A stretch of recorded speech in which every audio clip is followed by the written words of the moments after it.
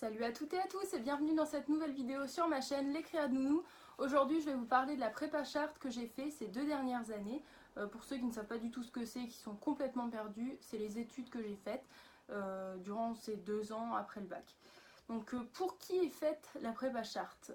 C'est pour les bacs généraux. Donc moi je viens d'un bac L. Dans ma classe il y avait des bacs ES et S. C'était d'ailleurs la majorité, on était une minorité à venir d'un bac L, alors que c'est pourtant le bac où l'histoire a le plus de coefficients et je crois le plus d'heures aussi. Les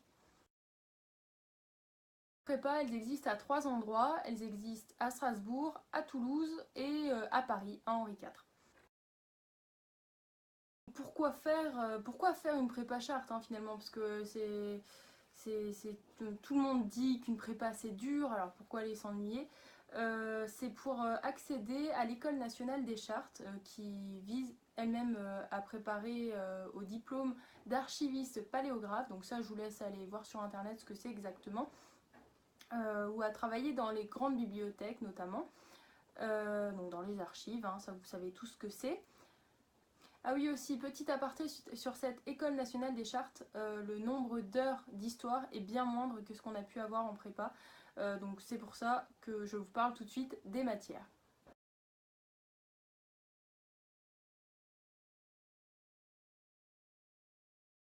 Donc, comment être admis à l'École nationale des chartes? On est admis grâce à 2 étapes. On a une étape écrite qui se déroule en 2e année au mois de mai, donc dans toute la France et qui se fait dans votre établissement scolaire, donc soit à Strasbourg, Paris ou Toulouse. Et enfin, si vous avez été admis, vous avez les résultats à peu près mi-juin, vous vous rendez à Paris pour passer l'oral, donc devant le jury de l'École nationale des chartes. Et cette fois-ci, l'oral, vous le passez et vous êtes admis ou non, vous avez les résultats début juillet pour intégrer l'école. Pour les matières, alors il y a une filière A et une filière B. Pour ma part, j'étais en filière A. La filière A, elle va se concentrer surtout sur du latin qui sera obligatoire. C'est pas du tout un problème que vous n'ayez pas fait de latin dans les années précédentes ou vous en ayez pas fait pendant plusieurs années, puisque les bases sont reprises complètement avec toute la classe, puisqu'il n'y a pas des groupes de niveau en filière A. Toutes les bases sont reprises pour que tout le monde soit au même niveau. Il est parfaitement possible d'être admis à l'École nationale des chartes en n'ayant pas fait de latin auparavant. C'est complètement possible. Il va y avoir de la version également du thème. Donc pour la version, il s'agit du latin vers le français. Ça va être un exercice de traduction. Et dans l'autre sens, bien sûr, ça va être une traduction aussi, mais cette fois du français vers le latin. Vous avez également une LV1, donc ça peut être anglais, allemand, espagnol, ce que vous voulez. Vous avez également de l'histoire médiévale. Vous avez également un enseignement grec qui est possible en débutant ou en intermédiaire pour la filière A. Pour la filière B, on va se concentrer surtout sur l'histoire contemporaine, de la géographie, une LV1 et une LV2 obligatoire. Donc on n'a pas de LV2 obligatoire en filière A. Vous avez une option latin et option histoire de l'art. Et pour ces 2 filières, vous avez du français et de l'histoire moderne en commun, qui sont aussi des enseignements obligatoires.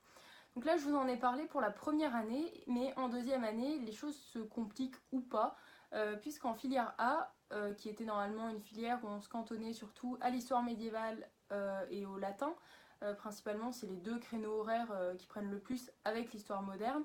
En 2e année, vous allez avoir en filière A de l'histoire contemporaine à raison de 2 heures ou 3 heures, non, à raison de 3 heures. Et pour la filière B, ils vont avoir de l'histoire médiévale avec le même nombre d'heures que les A ont en histoire contemporaine. Chose particulière à Strasbourg, alors je ne sais pas si ça sera encore le cas dans les années à venir, mais pour la filière B, ils avaient déjà un enseignement d'histoire médiévale en première année pour préparer le concours, parce qu'apparemment l'histoire médiévale serait plus complexe à aborder que l'histoire contemporaine pour les A, sachant que l'histoire contemporaine, ça serait quelque chose qui est, ça serait pas, ça c'est quelque chose de plus proche de nous finalement au niveau du temps. Parler de la vie en prépa, on va forcément parler de l'emploi du temps, hein, qu'on espère tous, enfin on espère plutôt en avoir un bon dès le premier jour. L'emploi du temps, c'est, comment dire, ça va dépendre de tout ce que j'ai pu vous donner comme matière avant, puisqu'il y a des optionnaires, des non optionnaires, des filières A, des filières B. Donc pour ma part, j'étais en filière A, non optionnaire à partir de décembre de ma première année, donc c'est-à-dire quasiment tout le temps j'étais dans l'optionnaire. J'avais un emploi du temps la première année où je prenais quasiment tous les jours à 8h. Hormis le lundi où je prenais à 13h, donc ça c'était pratique si je voulais le rentrer le week-end, même si finalement ça a été très peu le cas, hormis une fois au mois de septembre. Enfin pour rentrer le week-end hein, chez mes parents, hein, qu'on s'entende. Je rentrais quand même chez moi le reste du temps le soir. Donc oui, pour revenir de manière plus sérieuse, donc je prenais souvent à 8h le matin, mais je finissais relativement tôt, donc à 15-16h. Et en deuxième année, je prenais davantage tard le matin, donc vers 10h. Ouais, je prenais au moins 3 ou 4 fois à 10h le matin. Et je finissais en revanche un peu plus tard, donc 16-17h, voire 18h. Je voulais également vous parler de la manière de prendre les cours. Vous aurez de multiples vidéos qui sont déjà présentes sur YouTube et qui pourront vous aider à vous organiser. Mais moi je tenais à vous dire déjà moi ce que j'en pensais. Donc la manière de prendre les cours, vous pouvez les prendre par ordinateur ou par écrit. Généralement les professeurs acceptent hein, l'ordinateur, même si généralement on ne le prend pas forcément dès septembre. C'est des gens qui commencent à le prendre à partir des vacances de la Toussaint ou autre, à force de ne plus pouvoir suivre à l'écrit. Cependant, il y a toujours des gens qui écrivent pendant les 2 années leurs cours. Bon, des fois, c'est un peu compliqué pour suivre quand même. Hein. Moi, ce que j'ai pris, c'est l'ordinateur à partir de décembre. Et je trouvais que c'était plus facile et au moins j'avais des cours plus propres, on va dire. Parce que des fois, il fallait faire. Certains professeurs faisaient des digressions, donc à chaque fois, il fallait revenir. Et puis dans la marche, forcément, ça suffit pas forcément. Alors qu'à l'ordinateur, c'était beaucoup plus simple, on va dire, à prendre en note. Au niveau de la manière de s'organiser à la maison, alors il y a beaucoup de travail personnel, il y a du travail qui est obligatoire, qui est donné par les professeurs, et un travail personnel qu'on doit faire avant nos concours, enfin concours blancs notamment, ou nos devoirs surveillés. C'est réorganiser ses cours si on les prend à l'ordinateur, faire quelque chose de propre, et puis ensuite soit ficher vos cours à la main, parce qu'il y en a qui retiennent mieux en écrivant, hein, qui ont une mémoire on va dire écrite. Il y a une mémoire auditive aussi pour certains, ils vont vouloir enregistrer, etc. Et aussi, pour ma part, c'était plus une mémoire visuelle. Donc il suffisait simplement que j'imprime mes cours et je surlignais directement sur mes cours, ce qui me permettait de gagner du temps. J'ai tenté plusieurs fois de faire à l'écrit et puis en fin de compte, le plus souvent, c'était trop long, donc ça m'aidait pas forcément. Donc moi ce que je recommande à une personne qui a une mémoire visuelle, ça serait de surligner, mais tout en faisant bien attention à ne pas trop surligner, parce que quand tout est surligné, rien n'est surligné. Et éventuellement mettre en place un code couleur pour les éléments qui sont très importants, d'autres éléments qui sont peut-être des repères historiques ou autres. Bon après ça c'est un code à mettre en place personnellement. Pour le système d'évaluation en classe préparatoire, vous avez des examens oraux qui s'appellent des cols, les cruels cols. Vous avez des devoirs surveillés et des concours blancs. Donc moi en première année, des devoirs surveillés, j'en ai eu assez rarement finalement. J'ai plus eu des cols, mais là gogo, hein, clairement, on en a dans toutes les matières, c'est quelque chose qui est inévitable. Même si vous n'êtes pas à l'aise à l'oral, il va bien falloir s'y faire, on va dire. Parce que de toute façon à l'oral, une fois que vous êtes admis à l'écrit, parce qu'il y a un premier palier à l'écrit et un deuxième à l'oral, une fois que vous êtes admis à l'écrit, à l'oral va bien falloir sortir quelque chose. Donc c'est un entraînement qui est continu sur les 2 années, mais c'est pas quelque chose qui est propre à la prépa charte, mais plutôt à la prépa en général. Donc il y a, comme je disais, les fameuses cols et il y a également les concours blancs qui se déroulent souvent au mois de décembre et il y en a un vers avril-mai pour les premières années. Pour les deuxièmes années, c'est un petit peu plus tôt parce qu'au mois de mai, c'est le moment où se déroule, enfin fin mai plutôt, c'est le moment où se déroule le concours écrit. Avant l'oral qui se déroule si vous êtes admis à l'écrit. L'oral se déroule à Paris fin juin, début juillet. Alors on entend souvent dire que la prépa c'est dur, alors je vais pas vous le cacher, hein, clairement moi c'est ce qu'on m'avait déjà dit avant, mais je pense que tant qu'on n'a pas intégré l'école, on ne peut pas savoir à quel point ça peut être dur, combien des fois on peut avoir des gros coups de mou, combien les échecs des fois ben, ça peut faire mal on va dire, ben, pas forcément les notes parce que ça vous finissez par vous y faire, puis vous préparez quand même un concours, donc le concours à force... ben, vous êtes noté niveau concours, hein, donc faut pas espérer avoir des super notes non plus. Enfin, vous pouvez en avoir, hein, bien sûr, par rapport à la classe. Mais par exemple, si vous avez un 14, ben, c'est super bien, ça. Je sais pas, moi, vous êtes en 6ème, vous dites 14, machin. Mais là, en prépa 14, c'est très très bien. Bon, on finit par avoir des coups de mou, surtout à cause du rythme qui est intense et des échecs, parce que les notes, comme je vous disais, vous finissez par vous y faire. Bon, pour vous partager rapidement mon expérience, j'étais loin d'être une tête de classe, puisque j'étais clairement en première et en deuxième année, dernière de la classe, ou presque dernière de la classe, je me souviens plus exactement en fonction des bulletins, pardon.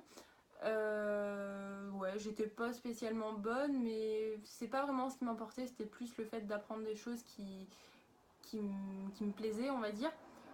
Et au point que des fois, à force d'arriver à une étape de non-retour et de ne pas y arriver, j'avais fini par vouloir quitter la prépa à la fin de la première année pour aller à la fac et suivre la deuxième année à la fac en L2 parce qu'il y a des ponts qui s'effectuent et à n'importe quel moment vous pouvez aller à la fac si vous le souhaitez. Bon, c'est pas le but, hein, mais c'est une route secours au cas où vous êtes inscrit automatiquement à la fac quand vous vous inscrivez en prépa. Enfin, il faut faire l'inscription en tout cas. Et pour revenir sur ma première année, ça a été particulier parce que déjà, moi, les premières années, j'ai toujours du mal. Hein. Une première année de chaque cycle, c'est toujours compliqué.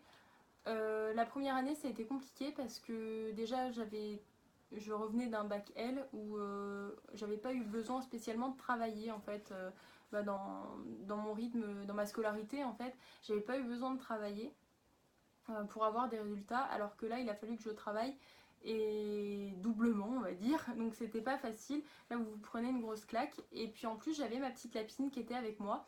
Un animal ça nous tient compagnie c'est sûr, mais quand ils sont malades ça peut être compliqué, d'autant plus que moi elle ressentait tout mon stress, donc j'ai passé plusieurs heures chez le vétérinaire, alors que je devais être en cours ou que parfois c'était du temps de libre, mais soit où je devais me reposer, où j'aurais dû me reposer, soit du temps où j'aurais dû travailler. Donc c'était un petit peu compliqué. Et la deuxième année, ça a été un tout autre esprit parce que déjà je connaissais, je ne lisais pas le concours, et puis j'avais ce but d'apprendre. Ça n'empêche pas les coups de mou, mais j'avais un tout autre esprit qui m'a permis de continuer jusqu'au bout. Pour continuer sur la prépa assez dure, moi je trouve que c'est important de vous ménager du temps. C'est super compliqué des fois en fonction du tempérament qu'on peut avoir. Il y a certains ils vont vouloir travailler de manière acharnée pour essayer que tout soit parfait et tout. Mais le problème c'est qu'il faut vous reposer. Il faut faire du sport pour évacuer parce que si le stress vous n'êtes pas stressé, enfin si vous vous dites en tout cas que vous n'êtes pas stressé, vous pouvez l'être et c'est là où en gros vous explosez. Donc n'oubliez pas de faire du sport, c'est même si vous n'aimez pas le sport, allez courir, allez faire du vélo, allez vous défouler, allez marcher, voir autre chose.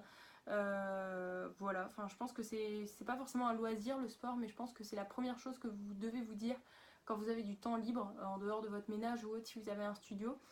C'est de faire du sport et de se libérer l'esprit on va dire. Et voilà. Par rapport au coup de mou, je vais aborder aussi tout ce qui est solidarité et rivalité en classe préparatoire.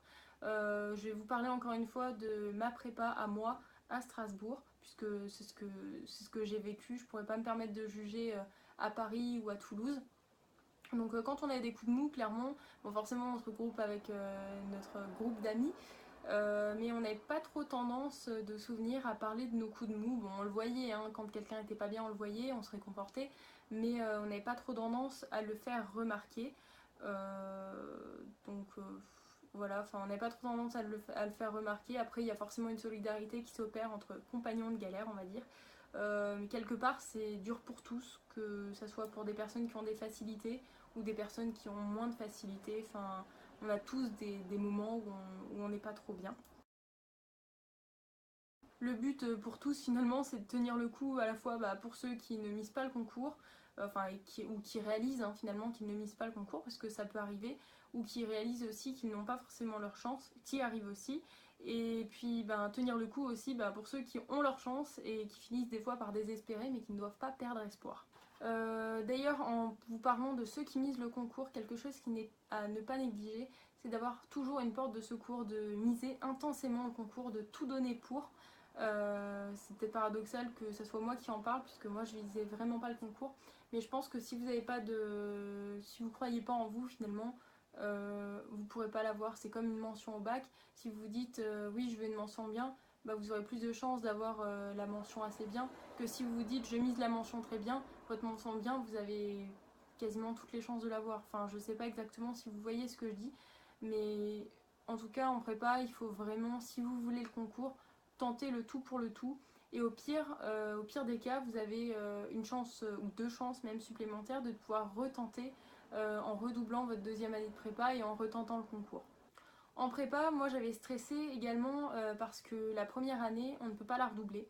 Donc c'est soit vous avez votre première année, soit vous redoublez à la fac en L1, soit en histoire, soit dans autre chose, parce que pour le coup vous partez réellement de zéro. Alors qu'en deuxième année, vous pouvez redoubler. Toujours avec l'accord de vos professeurs et du conseil de classe, vous pouvez redoubler votre année et retenter le concours. Voilà, j'espère avoir été claire sur tout. Si vous avez des questions, n'hésitez pas à me les mettre en commentaire. J'essaierai d'y répondre au mieux, parce que c'est vrai que c'est dur dans une vidéo d'être exhaustif, surtout sur ce type de sujet. Si vous avez aimé cette vidéo, un petit pouce vers le haut, un commentaire si vous en avez envie comme je vous le disais. N'hésitez pas à partager cette vidéo et moi je vous retrouve très bientôt pour une prochaine vidéo. Salut!